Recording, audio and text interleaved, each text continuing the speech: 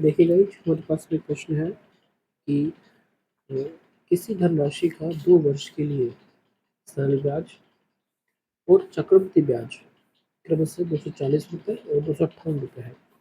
दर प्रतिशत और मूलधन में ज्ञात करना है। तो देखो, हम इसको फॉर्मूले से नहीं करेंगे, हम इसको बेसिक जो ट्रिक्स होती है उन्हीं से करेंगे प्रश्नों को। देखिए कैसे करेंगे कि हमें दे रखा है 2 ईयर्स के लिए, तो हम पहले यहाँ डिवाइड कर लेते हैं, फर्स्ट ईयर और सेकंड ईयर हो गया।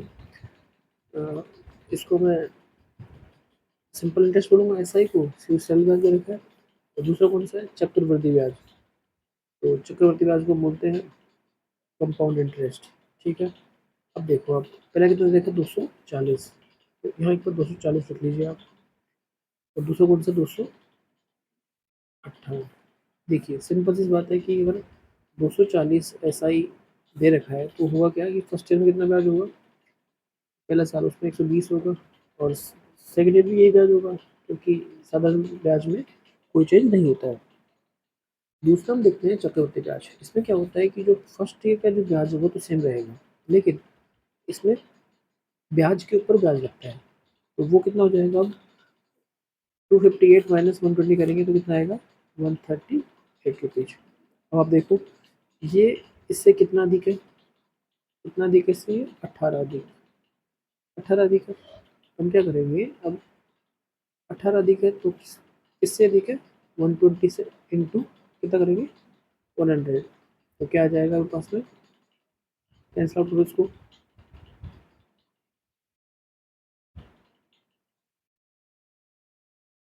सिक्स टाइम हो गया, 3 से 4 टाइम हो गया, ये 2 से 2 टाइम, ये 2 से 3 टाइम, 2 से 5 टाइम। कितना हो गया ये? 3 इंटू कितना हो गया? 15%। तो ये था अभी इसकी क्या? रेट। ठीक है, इसे कहते हैं दर।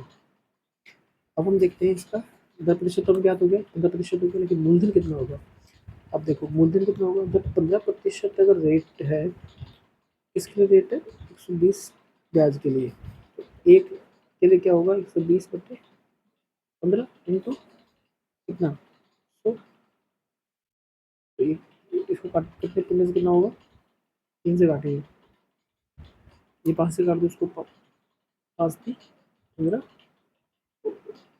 और 5 10, 5 20, 24, 3 8 24, कितना हो गया? 8 इंटू तो कितना हो गया? ये हो गया 800।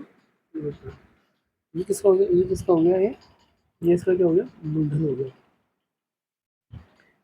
प्रिंसिपल अमाउंट हो गया 800, रेट होगी 15%। ठीक है, अब हम एक नेक्स्ट क्वेश्चन देखते हैं इसके साथ।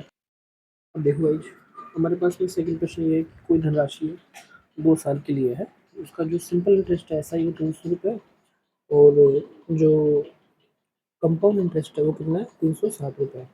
हमें रेट निकालनी है और इसका प्रिंसिपल अमाउंट में धर और मूलधन निकालना है। ठीक है, तो हम जैसे मैं ये यहाँ की यही किया था वही सिस्टम करेंगे कि 2 साल के लिए फर्स्ट ईयर और सेकेंड ईयर के लिए एस आई और सी आई दोनों अलग कर लेते हैं। एस आई जो रहेगा वो रहेगा 300 रुपये, और सी आई कितना रहेगा? 307.5। और वही आप जहाँ आपने यहाँ पे वो कन्वर्ट किया था। ठीक है, वैसे वही कन्वर्ट कर लीजिए। तो जैसे कि 150 रुपये अगर ब्याज है तो इस साल भी 150 रहेगा, तो सिंपल इंटरेस्ट है। लेकिन कंपाउंड इंटरेस्ट में जो 150 रहा है ब्याज, वो अब आगे क्या हो जाएगा? कुछ बढ़ के है 307 रुपये। तो माइनस करेंगे 150 में से 300 माइनस करेंगे, कितना आएगा यहाँ पे? 157.5 आएगा। अब आप देखो इनमें कितना अंतर है? ये है अंतर 7.5 का।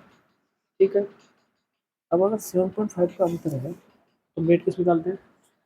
7.5 ब्याज कितना है? 150 इंटू 100। ऐसे थोड़ा टाइम पे जीरो नीचे जाएगी। ठीक है, 2 जीरो से 2 जीरो काट देंगे, 15 से ये कितने आ गया? 5 बार। तो इसकी जो रेट कितनी आ गई? रेट आ गई इसकी 5%।